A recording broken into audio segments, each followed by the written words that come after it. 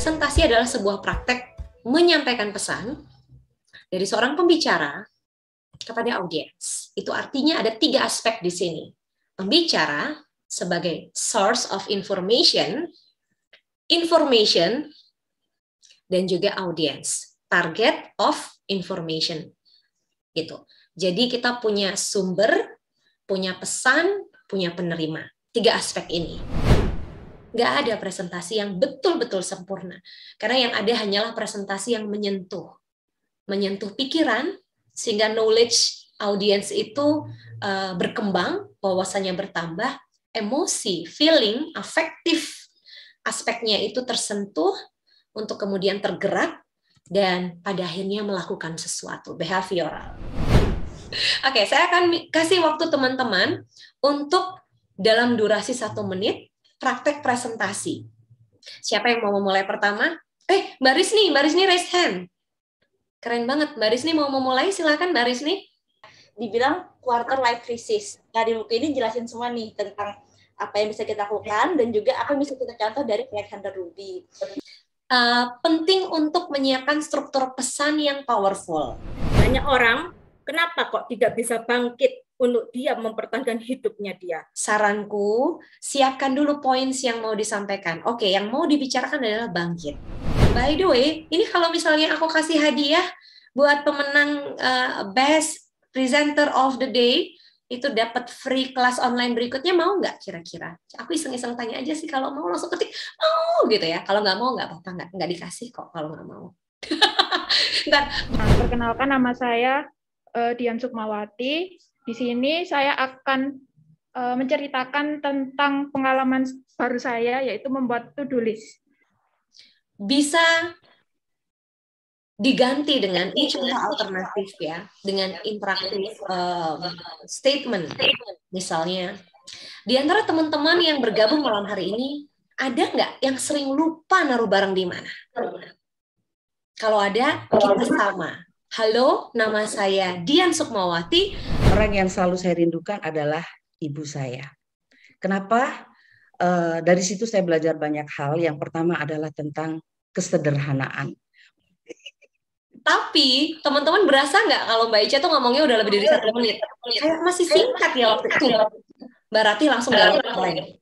Nah, ternyata kemampuan berbicara seorang presenter itu bisa membius kita dan nggak memperhatikan durasi.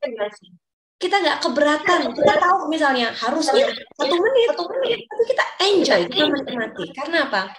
Mbak Ica ini kapasitasnya udah bukan peserta kelas lagi. Beliau ini kapasitasnya fasilitator sebetulnya. Tidak ada tuh kucing yang meringsek di tempat sampah cari-cari makanan. Sepertinya perilaku juga terkontrol karena kastrasi. Jadi untuk teman-teman yang kira-kira tertarik, bisa langsung DM ke saya. Saya Ratih dan saya pro kastrasi. Terima kasih. Gila ya.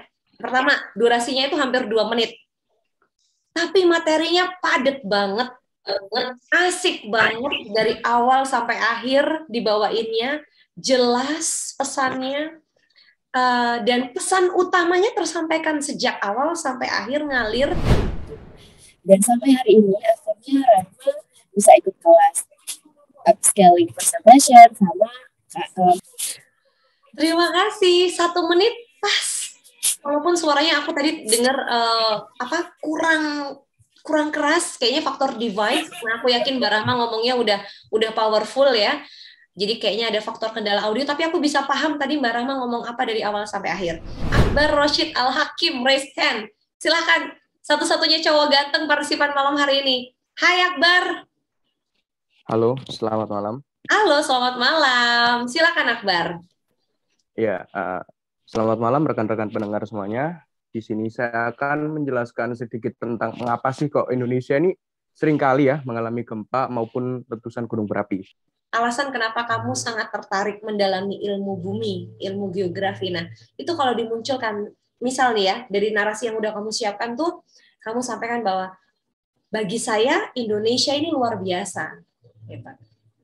karena bla bla bla bla.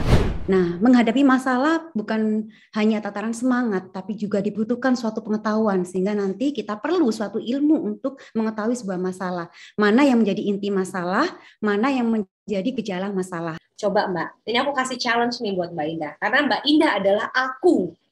Aku tuh kayak gitu banget. Challenge-ku buat Mbak Indah adalah, coba Mbak bikin, ini tantangan nih, 5 kalimat yang merangkum semua yang tadi Mbak Indah sampaikan. Dalam 5 kalimat. Jalan jadi kurang bagus.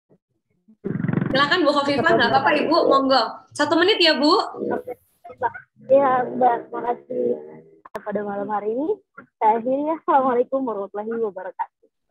Waalaikumsalam warahmatullahi wabarakatuh. Khofifah, aku harus jujur dan curhat padamu. Pengantar salam jelas terdengar olehku dan closing salam penutup terdengar jelas olehku, dan aku nggak tahu di tengah kamu ngomong apa karena sinyalnya benar-benar nggak bagus lagi di jalan kan ini ceritanya ya. Benar-benar suaranya itu kecil terus tiba-tiba hilang. Boleh nggak diulang? Videonya dinonaktifkan. Mudah-mudahan sinyalnya lebih jelas kalau suara saja. Boleh nggak?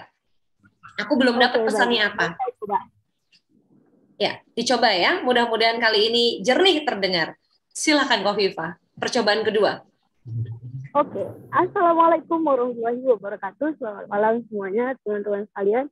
Izinkan saya untuk menyampaikan sebuah cerita dalam hidup saya. Jadi aku punya saran, coba untuk lebih menikmati pada saat bercerita. Itu bakal jauh lebih powerful.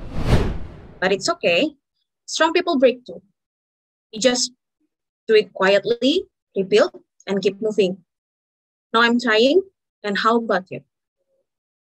Thank you. Nah, malam ini dia membuktikan bahwa dia konsisten, keren, runut, powerful, dan kamu tampak sangat yakin menceritakan apa yang memang merupakan kisahmu sendiri dengan insight yang kamu bagi kepada audiens. Silakan Mbak Dinda, silakan Dok, silakan. Oke. Ya, Assalamualaikum warahmatullahi wabarakatuh. Aku Dinda.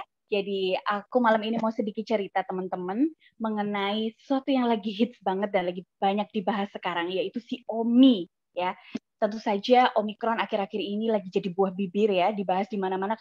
Itu akan menjadi cerita yang menarik karena tadi kan angle yang dipilih memang Omikron ya.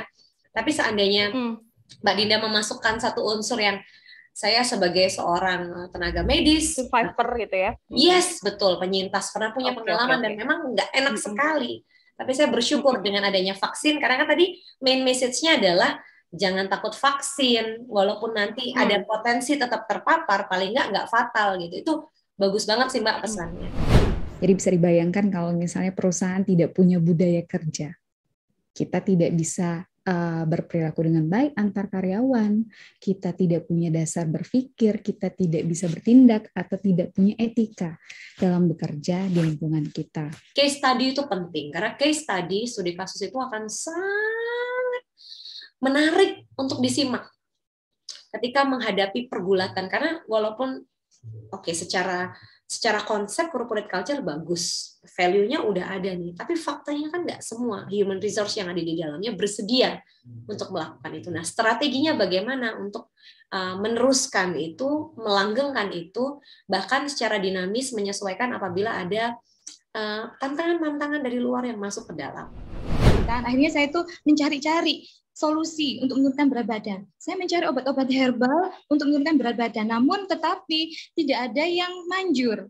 Nah, namun saya berusaha terus mencari dan ketemulah saya dengan yang namanya teh tea blend kayak gitu kan. Jadi kenapa 1 menit? Alasannya adalah karena ketika nantinya Anda coba untuk jadi konten kreator misalnya dan harus menyajikan pesan sangat singkat dalam durasi 1 menit, tapi sudah tersampaikan pesannya, itu udah sangat berhasil sekali. Karena orang kalau nyimak materi konten kreatif di Instagram atau TikTok salah satunya, itu 15 detik, 30 detik, 45 detik, sampai 60 detik. Dan akhirnya Mbak Rida menyadari masalah terbesar memang durasi. Karena dengan saya menjadi seseorang yang bermanfaat buat orang lain, saya merasa menjadi sebuah atau seorang manusia seutuhnya. Terima kasih. Kenapa aku bilang gini? Karena tadi tuh Mbak Nina udah benar-benar genuine, jadi dirinya sendiri, cerita, ngalir, enjoy, nikmat. Ada medoknya tipis, nggak apa-apa, wong itu karakter kok. Nggak apa-apa, itu bagian dari identitas, dan itu bagus. Itulah Mbak Nina. Ya, secara data informasi itu masih belum jelas kayak gimana sih pandemi COVID dan sebagainya. Sehingga ketika keluar itu sudah kayak yang parno dulu. Nah, kenapa? Sekali lagi, yang bisa terima tantangan bicara singkat, itu nggak akan kesulitan buat manjang-manjangin. Tapi yang biasa bicara panjang, sangat kesulitan untuk bicara dalam durasi singkat yang disediakan. Ada pertanyaan? Aku Mbak. Boleh, silakan. Pertanyaan apa Kak? Mbak, ini seringkali menggelitik aku. Gitu. Presentasi. Salah satunya malam ini kan Mbak Putri ngasih challenge kita waktu 1 menit gitu ya. Itu menurut aku, apakah itu Mbak Putri atau teman-teman lain merasakan? Apakah itu menjadi sebuah pressure? Tekanan, kita mikir gitu loh. Sesungguhnya alasan terbesarnya adalah Mbak Ica, supaya kita sebagai seorang pembicara paham posisi kita. Jadi presentasi ini kan nggak melulu kita sebagai pembicara utama ya, bisa jadi kita pembicara yang sifatnya pelengkap. Karena ada keynote speech, ada pembicara utama sebelumnya. Kita adalah pelengkap. Bisa jadi dalam sebuah forum sangat besar, kemudian kita adalah mewakili sponsor, kita hadir untuk menyampaikan promosi produk dan durasi yang panitia sediakan nggak banyak, padahal kita sponsorin nih acaranya. Nah, manusia punya kecenderungan ketika mendapatkan informasi terkait durasi itu sudah membatasi dirinya. Tapi sesungguhnya manusia itu sekaligus kemudian berpikir kreatif. Poinnya di situ, Mbak Ica. Dengan durasi yang tersedia, kita menjadi kreatif. Kenapa? Karena kita harus tahu prioritas kita itu apa. Apa yang mau kita sampaikan. Kenapa aku kasih challenge ini malam hari ini? Karena dalam banyak kesempatan aku sebagai seorang MC, aku yang dulu mengira MC itu dibayar untuk bicara. Kalau nggak bicara bukan MC. Tapi sekarang aku menyadari bahwa MC dibayar untuk bicara dalam porsi waktu yang tepat. Tidak lebih, tidak kurang. Karena apa? Bagiku, ini nanti yang aku sebut, yang aku akan sampaikan di kelas moderator sebenarnya. Public speaker, khususnya ya moderator, itu adalah sebentuk bangunan jembatan gitu. Nah, sementara kalau pembicara kan memang punya slot ya, presenter, punya slot time khusus. Anda yang dapat slot untuk bicara. Sementara kalau moderator, challenge-nya beda lagi Mbak levelnya. Gimana caranya? Anda bukan bintang utama loh yang menyajikan pesan, tapi gimana caranya Anda bisa mengawinkan materi yang sebelumnya disampaikan oleh pembicara pertama untuk kemudian berkaitan dengan pembicara kedua dan seterusnya, supaya audiens tahu ini arahnya kemana gitu. Nah, ketika seorang moderator sudah berhasil melakukan itu, maka menurut aku moderator berhasil. Dalam durasi yang singkat, dia bisa menyampaikan pesan untuk mengawinkan materi dengan menggigit. Konteksnya apa kalau pada presenter? Seorang presenter, seorang fasilitator, seorang penyaji materi, ketika tidak memahami porsinya, contoh nih, Ridwan Kamil tadi, aku harus kembali kasih contoh lagi. Sayang, materi beliau bagus banget. Tapi kita tahu persis banyak yang bisa di-skip atau dijelaskan dengan singkat. Nggak perlu sepanjang itu. Supaya apa? Supaya bikin pesan beliau jauh lebih powerful. Bukan berarti 20 menit tadi jelek. Bukan. Tapi ketika beliau bisa bikin itu mampat dalam 10-15 menit, beliau akan jauh kelihatan lebih mempesona. Menurut aku pribadi ya. Karena tadi too long. Ibarat, apa ya? Ini deh, kita punya relasi sama orang nih ya. Terus kita di PHP-in, tarik ulur layangan terus sampai akhirnya layangan putus. Mungkin ada satu fase di mana kita ngerasa ya udah putus aja, capek soalnya ngelihat tarik ulur.